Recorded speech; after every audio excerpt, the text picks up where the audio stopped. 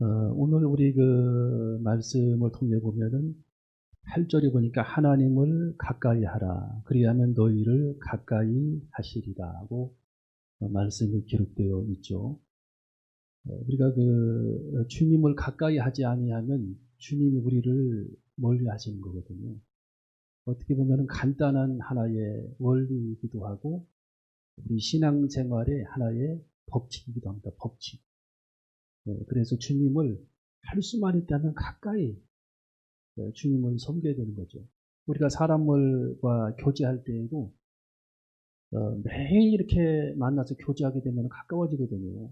근데 사촌이라 할지라도 또 외사촌이라 할지라도 형제라 할지라도 이렇게 가끔 1년에 한 번 만나고 2년에 한 번 만나고 10년에 한 번 만나면 그냥 보통 일상적인 그런 교인들보다도 못한 거거든요. 네. 그러니까 가까이 만날수록 자주 만날수록 가까워지는 겁니다. 가까워지는 거죠. 형제처럼. 네. 그래서 우리도 주님을 만날 때에 매일 아침 주님을 책상 앞에서 만나는 사람하고 안 만나는 사람은 다른 거예요. 네. 매일 성경을 펴고 주님 앞에 엎드리는 사람과 그렇지 않은 사람은 다른 겁니다. 날마다 매일매일 성경을 보고 주님 말씀을 묵상하는 사람과 그렇지 않은 사람은 다른 거예요. 오늘 여기 성경에 주님을 가까이 하게 되면 너희를 가까이 하시리라. 그 주님께서 말씀해 주셨습니다. 그래서 우리는 할 수만 있다면 날마다 여러분이 성경을 좀 펴시고 주님과 교통하고 교제하고 말씀 앞에 엎드릴 수 있는 그런 시간이 되고 우리가 성경을 펴 읽으면서 주님이 되게 말씀하시는 그런 음성에 나를 깨트려서 순종하고 정말 그 기쁨으로 엎드리고 순종하는 그런 시간들이 우리는 매일매일 있어야 되는데 그런 시간들이 우리 신앙생활의 생명입니다. 생명처럼 그렇게 귀한 시간이 나와 주님과 1대1로 만나는 그런 시간이면 우리는 기억해야 할 줄로 믿습니다. 뿐만 아니라 이제 예배는 더욱 중요한 거죠. 예배. 그래서 이 수예배를 누가 만들었냐 뭐 그렇게 말하는 분도 있는데 주일날 이렇게 잠깐 예배 드려가지고서는 주님을 잊어버리잖아요. 그러니까 우리가 그래서 수예배를 만든 거고 또 수예배를 만들어 놓고 또 수요일 날부터 주일까지가 시간이 거리가 머니까 그래서 구역예배를 만들어 놨는데 다 바쁘다고 이렇게 저렇게 하니까 그것도 또 이제 전국적으로 보면 구역예배가 많이 사라졌어요. 시간이 없으니까 다 뭐 직장 생활하고 이렇게 시간이 없으니까 또 만나는 시간들이 없고 주님과 그래서 우리는 공적인 그런 예배에는 주님 앞에 이제 모여야 되겠지만 날마다 우리들이 가정에서 주님 발 앞에 엎드릴 수 있는 그런 시간이 중요하다라는 겁니다. 주님 발 앞에. 여러분이 아침에 일어나면 내가 식사 준비하고 성경 봐야지. 예, 빨래하고 성경 봐야지. 대청소하고 주님 만나야지. 그러면 하루가 다 지나갑니다. 예. 그러면 주님 만날 시간이 사실은 없어져요. 예. 그러니까 우리가 아침에 이제 일어나게 되면 머리를 여러분이 감고 가장 먼저 다른 생각할 거 없이 주님을 만날 수 있는 그런 시간을 갖는 게 필요합니다. 주님을 만나는 시간. 여러분이 아침에 머리를 감고 머리는 항상 감아야 됩니다. 미안한 얘기인데 이 사람은 이 몸과 마음은 이렇게 유기적인 관계에 있어요. 유기적인 관계. 그래서 머리를 안 감고 이렇게 샤워를 안 하고 하루를 보내게 되면 뭡니까? 뭐 의무적으로 하라는 건 아닌데 그러고서 성경을 보고 막 푸시한 그런 눈으로 성경을 보게 되면 주님이 머릿속에 안 들어오고 마음의 정돈이 안 돼. 사람의 이 몸은 이 옷하고도 연결되어 있고 마음이 이 청결 상태하고도 연결되어 있어요. 예. 예비군복을 입고 성경을 보는 거하고 정장을 입고 성경을 보는 거하고 마음이 또 틀려요. 예. 예비군복을 입혀놓으면 어쩐지 이게 마음이 산만해져. 마음이 산만해지고 그렇게 점잖은 사람도 총을 막 질질 끌고 다닙니다. 막 껌을 씹고 다니고. 이 경건 생활도 그런 겁니다. 그래서 이렇게 영적으로 우리가 이제 주님을 아침에 여러분이 만날 때에 최소한 머리를 감고 맑은 정신으로 주님을 만나는 그런 시간이 필요하다라는 겁니다. 주님을 가까이 하면 우리 주님이 여러분들을 가까이 하십니다. 아침에 최소한 30분은 여러분이 주님 만날 시간을 정하고 먼저 일어나야 돼요. 여러분이 평상시 아침 7시에 일어난다고 그러면은 6시 반에 시계를 맞춰놓는 게 좋아요. 네. 평상시에 8시에 일어납니다. 그러면은 7시 반에 일어나야 됩니다. 그래서 딱 그 시간에 일어나가지고 주님을 만나고 시작을 하게 되면 하루 종일 우리 주님께서 여러분의 삶의 패턴을 인도해 주십니다. 한번 실험해 보세요. 하루를 사는 그 방법이 틀려요, 벌써. 우리 주님이 인도하시는 방향이 틀립니다. 근데 아침에 주님 앞에 주님 만나지도 않고 주의 영적인 그런 교제도 하지 않고 그냥 하루를 막 시작하게 되면은 이것도 저것도 안 되고 허둥지둥 되다가 하루가 다 지나가 버립니다.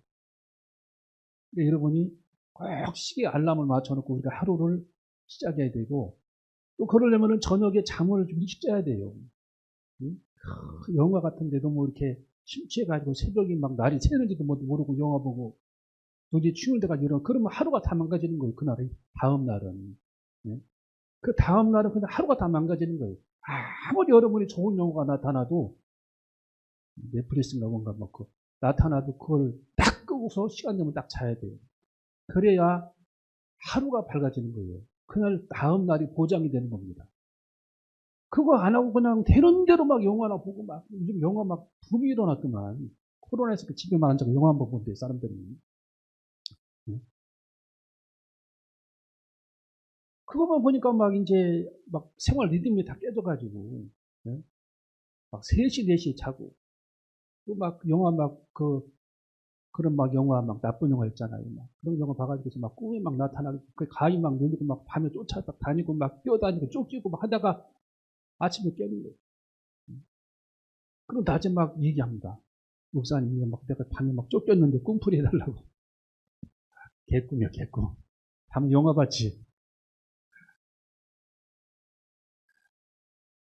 그런 일이 많다라. 그리고 우리가 이 생활이 단조롭고 아주 정확하지 아니하면은 하나님이 주신 그 금쪽 같은 그런 하루를 잃어버리는 거예요.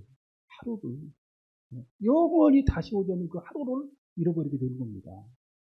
시간이 이게 절제가 안 돼 있으면. 칸트라고 하는 그 사람의 책을 읽어보면 이 칸트는 얼마나 그 하루를 정직하게 살았냐면은 이 지나가는 사람들이 칸트가 지나가는 시간을 보고 시계를 맞췄대요. 칸트가 그 앞으로 자기 집 앞으로 지나가게 되면은 틀린 시계를 그 사람 보고 맞췄대요. 얼마나 그가 정확하게 시간을 맞춰서 생활했는지 산책을 하고 그 시간에 맞춰서. 최소한 우리들이 오전에는 이렇게 정확한 시간을 보내야 됩니다. 오전에는. 오후에 우리들이 중요한 일을 해야 되니까. 네. 오전에 정말 우리가 20분이든 30분이든 주님과 1대1로 만나서 골방에서 주님을 만날 수 있는 그런 시간이 주님과 1대1로 만나서 주님과 정결하게 대화할 수 있는 그런 시간이 20분이라도 있어야 된다는 거예요. 10분이라도. 그래야 우리 주님께서 우리 하루를 조명해 주시고 인도해 주시지 주님께 인도해 달라고 기도도 안 하고 부탁도 안 하고 주의 말씀으로 방향도 잡지 않고 하루도 그냥 살아간다면 우리 주님도 어떻게 또 우리의 삶을 인도해 주시겠어요? 네. 인도를 해도 우리가 인도받았다고 생각을 안 하는 겁니다. 우리 주님이 인도를 해 주셔도. 성경에는 꼭 우리들에게 기도로 하라고 그랬고 주님께 부탁을 하라고 그랬어요. 왜? 기도는 파이프라인, 하나님과 연결된 그런 파이프라인이기 때문에 주님께 기도해야 되고 주님은 우리가 하나님 앞에 기도하지 아니하면 불쌍히 여기시지를 않는 겁니다. 주님이. 그래서 우리가 하나님 앞에 5분이라도 기도하고 말씀 앞에서 이렇게 묵상할 수 있는 그런 시간을 10분이라도 가져야 됩니다. 그래서 그 말씀을 가지고 묵상하고 주님께 하루를 인도해 달라고 기도하고 시작할 때 하고 그냥 막 살아가는 거 하고 그거는 천지 차이인 거예요. 하나님 내가 오늘 누구를 만나는데 어떤 일을 하는데 제게 지혜를 주세요. 그런 게도 한마디로 해야 될 거 아니에요. 예. 오늘 하나님 어떤 일을 하는데 하나님 형통케 인도하여 주십시오. 그렇게 한마디라도 주님 앞에 기도할 수 있는 그런 시간이 필요하다라는 거예요. 우리 성경을 8절을 읽어봅니다. 8절 시작.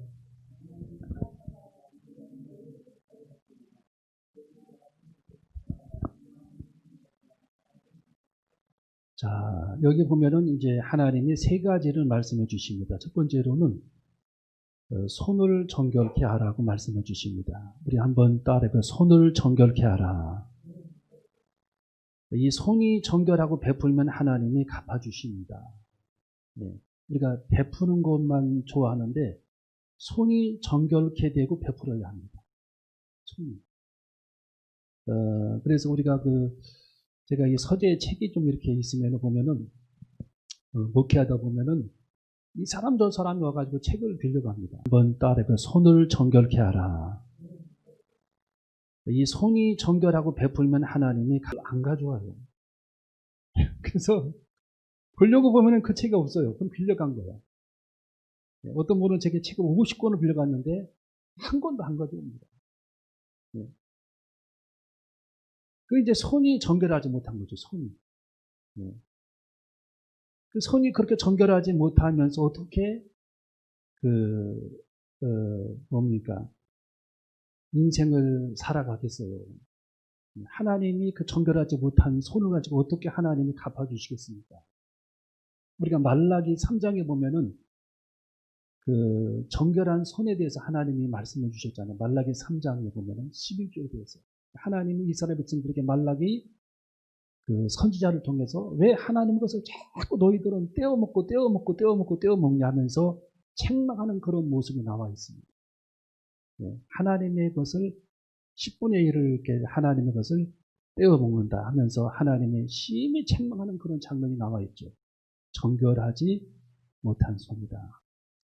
또 우리가 여리고 성에서 보면은 이스라엘 백성들이 이제 그 가나안 땅을 지나 그 사막을 광야를 지나서 여리고성 가나안 땅 입성했을 때에 제일 첫 번째 만난 그런 성이 여리고성입니다. 여리고성인데 여리고성을 정복을 해서 딱 보니까 가질 것이 많아요. 떨어지는 부스러기가 많다라는 거예요. 네. 우리가 전쟁에서 승리하게 되면은 이게 보통 문제가 아닙니다. 네? 막 막 탱크, 자동차, 막 무슨 외제 BMW 이게 다 나옵니다. 이게. 네? 그래서 옛날에 영국이라고 하는 나라가 부자 된 거예요. 식민지를 많이 만들어가지고. 그 당시에 스웨덴도 그렇고, 스페인도 그렇고. 네? 1800년, 1600년대. 식민지를 만들수록 그 나라의 물자를 다 배로 싣고 옵니다. 금을 다 싣고 오고, 다이아 막 트럭을 싣고 옵니다. 네? 석탄이니 석유도 막 싣고 오고. 나라가 부자가 되는 거예요. 그 이제 이스라엘 백성들도 여리고성을 하나님의 능력으로 정복을 하고 보니까 이스라엘 땅 여리고성 지금도 이렇게 있거든요. 무너진 흔적이. 그 안에 있는 그 성 안에 있는 집 안에서 다 그 전리품들, 집 안에 있는 막 코튼이, 뭐 밍크 코튼이, 그 여우털로 만든 밍크 코튼이 다 그걸 막 가지고 오고. 하나님이 그 전리품에 대해서 하나도 손을 대지 못하게 하나님께서 막으셨습니다. 여호수아를 통해서. 하나도 손을 대지 못하게. 왜냐면은 그런데 손을 대기 시작하게 되면은 뭡니까? 하나님의 역사와 능력이 안 나타나니까 전리품을 하나님께서 손을 대지 못하게 하나님께 바친 거라고 하나님께서 손을 대지 못하게 해가지고 금했는데 성경에 보니까 그 아간이라고 하는 사람이 여기서 그 여리고성에 있는 전리품에서 손을 대가지고 의복을 훔치고 은과 금을 훔쳐가지고 땅속에다 묻어둡니다. 그래서 이제 두 번째 전쟁을 치르게 되는데 그 전쟁이 무슨 전쟁이냐면은 아이성 전쟁이에요. 두 번째 성을 이제 정복을 하는데 두 번째 그 아이성 전투에서 지금 압도적으로 이스라엘의 군사들이 우세하고 숫자가 많음에도 불구하고 아이성 사람이 몇 명밖에 안 되는데 그 성 사람들에게 패배해가지고 쫄딱 망해버린 겁니다. 다 쫓겨와 버렸어요, 군사들이. 그러니까 여호수아가 하나님 앞에 기도하면서 이게 어떤 일이냐 하나님. 이게 도대체 어떻게 된 일입니까? 하나님의 능력으로 우리들이 아이성을 분명히 이길 줄 알았는데 압도적으로 우리들이 군사가 많고 전쟁 이겨야 되는데 쟤네들 지금 몇 명 되지도 않는 아이들에게 우리가 져가지고 지금 쫓겨나와서 다 패배하고 죽었는데 이게 웬일입니까 하나님? 어떻게 이런 일이 있을 수 있습니까? 라고 하나님에게 반문을 합니다. 그러니까 하나님이 응답을 주셨어요. 전리품을 가져갔다라는 거예요. 그래서 제비뽑기를 해가지고 당첨이 누가 됐냐? 아간이 당첨이 되죠. 하나님은 정확하게 집어내잖아요. 당첨이 돼가지고 이제 그를 이스라엘 백성들이 제거를 하는데 돌을 던져서 죽입니다. 아간. 그의 가족들을 이렇게 몰살을 시켜버려요. 너희들 때문에 우리가 전쟁에 졌다라는 거예요. 어떤 그 대학 교수 한 분이 복음을 듣고 성경이 생소하잖아요. 성경을 읽기 시작했고 창세기부터. 그런데 이제 창세기, 출애굽기, 레위기, 민수기 또 율법이 쫙 나오죠. 율법적인 얘기가 나오죠. 율법. 여러분 레위기, 민수기 읽어보셨죠? 그 읽어보면 무슨 얘기가 많이 나옵니까? 때려 죽여라, 때려 죽여라 하는 말이 많이 나오죠. 이걸 읽고 이 대학 교수가 충격을 받은 거예요. 아니 성경에 무슨 때려 죽이라는 얘기가 이렇게 많이 나오느냐. 안식일을 범하면 쳐 죽여라. 안식일을 범하면 쳐 죽여라.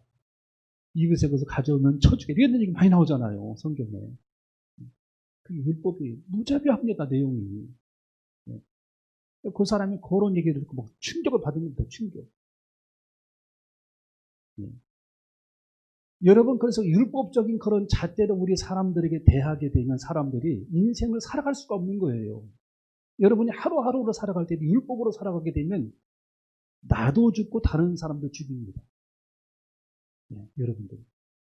그럼 복음은 뭐냐? 용납입니다. 용납. 용서. 우리 한번 따르게 용서. 용납. 이게 복음이에요. 복음. 용서와 용납. 율법적인 그런 잣대를 사람들에게 들이대게 되면 한 사람도 살아남을 사람이 없다라는 거예요. 가까이 지낼 사람이 없는 거예요. 다 뭐가 어떻고 뭐가 어떻고 뭐가 어떻고 하면서 사람들을 정죄하게 된 겁니다. 그게 어디에 나옵니까? 자, 우리 11절에 나오죠. 읽어봅니다. 11절. 시작. 형제들아 피차에 비방하지 말라. 형제를 비방하는 자나 형제를 판단하는 자는 곧 율법을 비방하고 율법을 판단하는 것이라. 내가 만일 율법을 판단하면 율법의 준행자가 아니요 재판자로다. 여기까지 있는데, 그래서 이 형제들아 피차에 비방하지 말라. 여기 비방이라고 하는 이 단어는 디아폴로스, 헬라어로 이게 무슨 얘기냐면은 마귀들에게 쓰는 단어예요. 여러분 마귀들은 비방을 합니다. 비방. 마귀의 속성은 비방이라는 거예요. 참소자. 마귀는 사람을 참소한다. 공격자. 어택. 공격자. 그래서 이 마귀는 사람을 비방하고 참소. 계시록에도 나와 있잖아요. 마귀는 온 천하를 다니며 사람들을 꿰지만 그는 참소하는 자다. 나오죠. 참소자. 그래서 우리가 어떤 참소하는 그런 모임에 들게 되면은 그건 사단의 무리예요. 사단의 무리. 이미 나는 거기에 휘말린 거예요. 참소의 무리에 끼게 됩니다. 사람들이 이렇게 모여서 누구를 도마에 올려놓고 막 난도질을 하잖아요. 그러면은 이미 거기에는 이미 사단의 무리가 형성이 되어 있고 사단의 모임이 됐다라는 거예요. 모임. 사단의 모임. 네. 우리가 사람을 만날 때에도 영적으로 성숙하지 못한 사람은 사람을 비방하는 일에 굉장히 앞장을 섭니다. 네. 이미 우리들이 사람을 비방을 하게 되면은 입술이 정결하지 못하게 되면은 이미 사단에게 그 사람은 넘어진 거라는 거예요. 그날은 사단에게 넘어진 회개하기 전까지. 그래서 우리는 이 입술의 어떤 그런 정죄, 공격, 참소 이것을 입에서 정말 이게 나오지 않아야 돼요. 그게 한번 나와버리잖아. 그럼 그날 하루는 망치는 겁니다. 그날 하루. 내가 아침에 아무리 주님을 만났든 뭐하든 그거 다 날아가 버리는 거예요. 그날 하루는 망가지는 거예요. 참소를 하게 됩니다. 다른 사람을 정죄를 하게 됩니다. 그래서 디아블로스라고 하는 그 단어 자체가 마귀라는 뜻이에요. 마귀는 공격자라는 뜻이 공격자, 참소자, 정죄하는 사람. 이것이 이제 있게 되면은 뭐가 사라지느냐? 하나님의 은혜가 사라집니다. 은혜. 내가 받은 은혜들이 아침에 내가 주님을 만났던 그 은혜들이 증발돼 버립니다. 날아가고 방전돼 버립니다. 방전. 은혜가 정죄를 하게 됩니다. 그래서 우리가 지난 시간에 여러 번 배웠잖아요. 그 야고보서 우리가 그 디모데 전후서 배울 때에 사도 바울을 통해서 경건 생활은 입과 연결돼 입술과 연결되어 있다. 입술. 우리 그 입술 연결되어 있는데 입술이 아니라 스피치 연결돼 말, 언어와 연결되어 있다는 거. 언어가 공격적이고 정죄의 언어를 사용하게 되면 사단이 이미 그 사람을 넘어뜨린 거라는 거예요. 그래서 우리는 어떻게 하든지 자녀들과 지낼 때도 마찬가지고 친구를 만날 때도 마찬가지고 정죄를 하고 그거를 비방을 하게 되면은 이미 나는 사단의 모임에 들어가게 됩니다. 사단의 모임. 그래서 우리가 오늘 여기 본문 말씀에 입술을 정결하게 하라고 말씀해 주신 이유가 거기 있는 겁니다. 입술을 정결하게 하라. 그래서 항상 우리는 복음은 덮어주는 겁니다. 허물. 여러분 만나면 여러분이 자녀들을 키우다 보면 허물이 얼마나 많아요. 이것도 허물, 저것도 허물, 날마다 허물. 이것도 허물, 저것도 허물, 날마다 허물. 매일 허물이지. 매일 고칠 게 천지. 그렇지만 이 부모가 그를 정죄하지 않잖아요. 혼을 내키지만 그를 버리지는 않잖아요. 왜? 자녀니까. 한없이 용서를 하잖아요. 걔네들이 허물이 있을 때마다 우리가 용서를 하지 못한다면 어떻게 되겠어요? 우리 자녀가 되지를 못하는 겁니다. 끊임없이 용서하고 덮고 용서하고 덮어나가는 겁니다. 이게 복음입니다. 여러분 다윗이 전쟁통에 피난을 가는데 지금 피난을 가는 그런 상황에서 굉장히 지금 마음이 곤고한데 시므이라고 하는 사람이 다윗 왕에게 돌을 던집니다. 모래를 뿌리고 돌을 던지고 욕을 합니다. 왜? 네가 우리 그 친척 사울 왕의 왕좌를 네가 뺏었다라는 거예요. 하나님이 주신 거지 제가 뺏은 겁니까? 그러면서 막 욕을 하고 돌을 던지고 정죄를 합니다. 군사들이 지금 쫙 수만 명이 서 있는데, 야, 여러분 그런 상황에서 이 다윗이 뭐라고 명령을 합니까? 자기 장수에게 옆에 있는 장수에게 칼을 뽑아 저 시므이의 목을 베 그렇게 말했어요. 나는 다윗의 위대함이 그런 데 있다고 봐요. 그렇게 마음이 넓은 사람이에요. 다윗이 내버려두라고 내버려두라.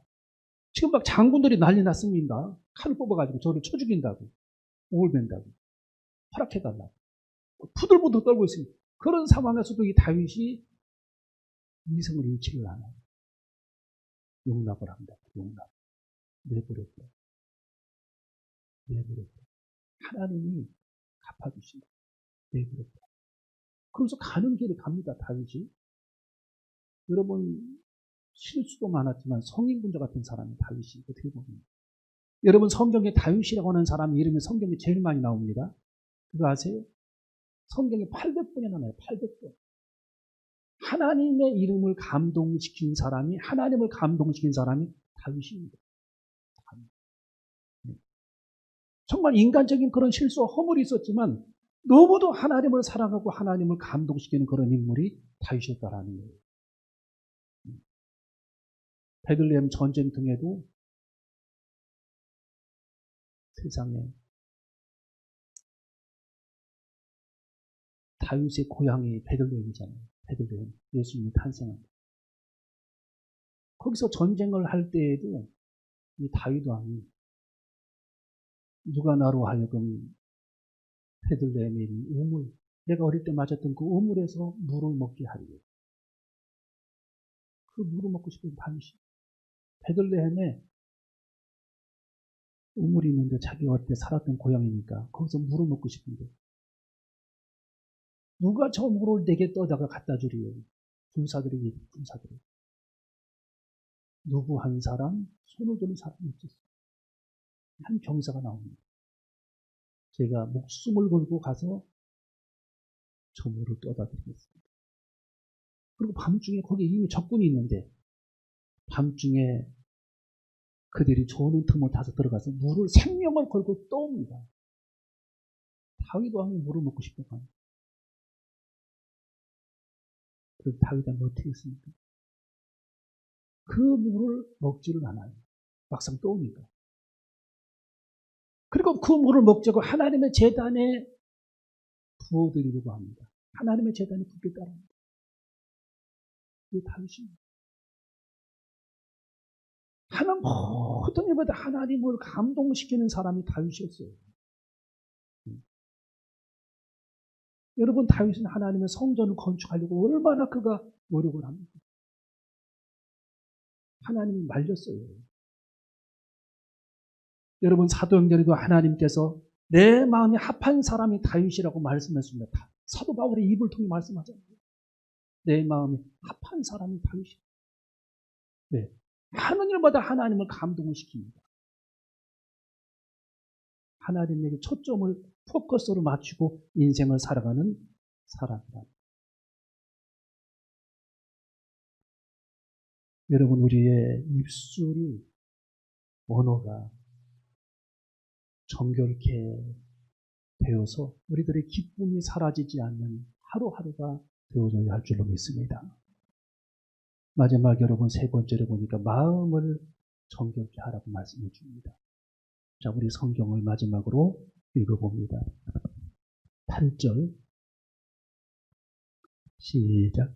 하나님을 가까이 하라. 그리하면 너희를 가까이 하시리라. 죄인들아 손을 깨끗이 하라. 두 마음을 품은 자들아 마음을 성결케 하라.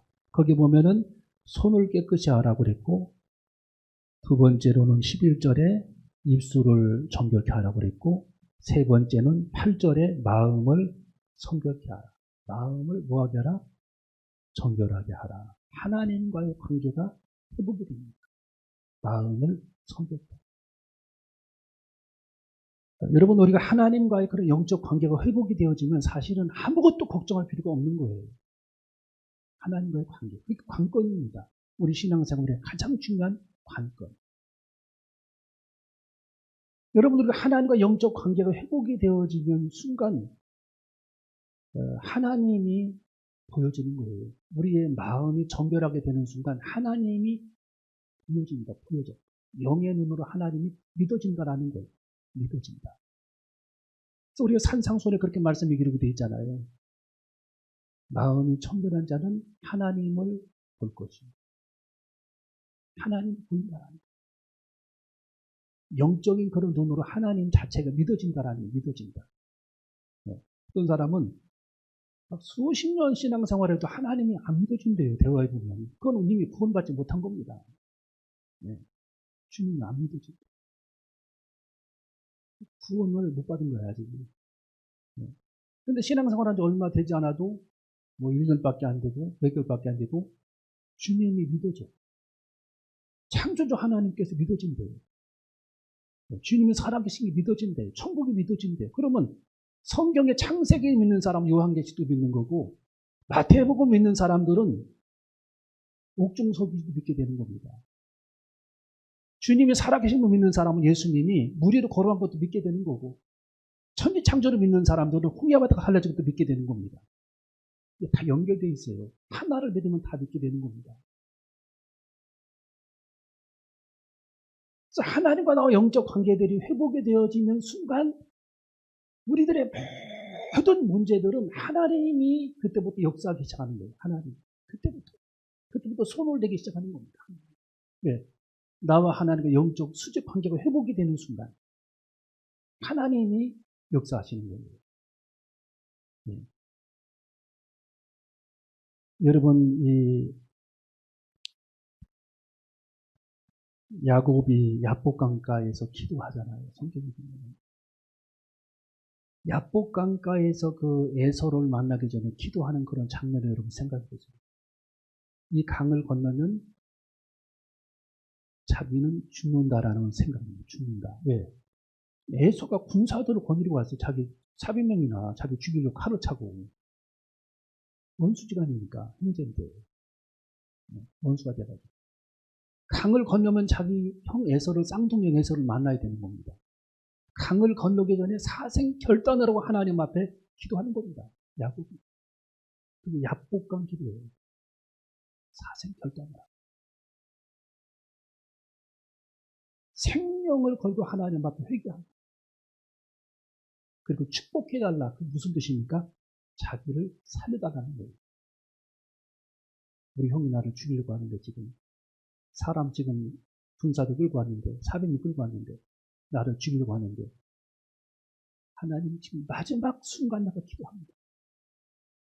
마지막 기도. 강을 건너면 이제 죽습니다. 얼마나 절박하겠어요. 근데 거기서 야곱이 번옥이 중생의 체험을 하는 거예요. 중생의 체험. 하나님을 만나는 체험. 거기서. 하나님과 그동안 이렇게 아주 시원찮게 살았던 그런 모든 관계가 거기서 회복이 되는 겁니다. 하나님과 관계가 회복이 되는 거예요. 요한복음에 나오는 그 중생입니다. 중생. 영적 관계가 하나님과 관계가 회복이 되는 겁니다. 거기서. 완벽한. 그러면서 어떻게 됩니까? 하나님이 나타나죠. 그림자. 막 붙잡고 사정하죠. 나를 축복해달라고. 가지 말라고. 하나님과 씨름하는 장면. 여러분 아빠랑 아들하고 씨름할 때 아빠가 이깁니까? 져줍니까? 항상 이기는 건 아니죠. 져주잖아요. 내게 즐겁게 알거든. 하나님 야곱의 기도를 들어주시죠. 그가 거기서 살아나고 하나님과 영적 관계가 회복이 되니까 에서를 만나서 순탄하게 모든 일이 해결이 됩니다. 아주 형통하게 모든 문제가 해결이 돼요. 하나님과 거기서 만나니까 영적 관계가 회복이 됩니다. 그래서 우리도 인생을 살아갈 때 가장 중요한 게 뭐냐? 하나님과 나의 영적 관계를 회복해요. 오늘 이 방송을 듣는 사람들도 영적 관계가 회복이 되어지고 오늘 저 여러분도 다 영적 관계가 회복이 되어지고 저 여러분이 되어져야 할 줄로 믿습니다. 마지막 사람의 마음은 강물과 같아요. 강물. 이 강물이 흙탕물이 일어나면은 물속이 안 보입니다. 산수가 안 보여요. 맑은 물이 되면은 산수가 다 나무도 비치고 산도 다 비치는데 아무것도 안 보입니다. 여러분 인간의 마음은 초가지붕과 같아요. 초가지붕. 초가지붕을 엉망으로 엮어놓으면 빗물이 막 다 새어 들어가. 촘촘히 엮어놓으면 빗물이 못 들어갑니다. 우리들 마음도 우리들이 조심해서 간직하지 아니하면 항상 우리 마음을 뚫고 들어오는 게 있어요. 잠언 3장 23절에 뭐로 지키면 그것도 더욱더 내 마음을 지켜라. 생명의 근원이 여기서 나온다. 축복의 샘물이라고 원어에 기록이 되어 있어요. 축복의 샘물. 항상 우리들의 마음의 중심을 잃어버리지 않도록 우리들이 인생을 그렇게 살아갈 수 있는 저와 여러분이 되어줘야 할 줄로 믿습니다.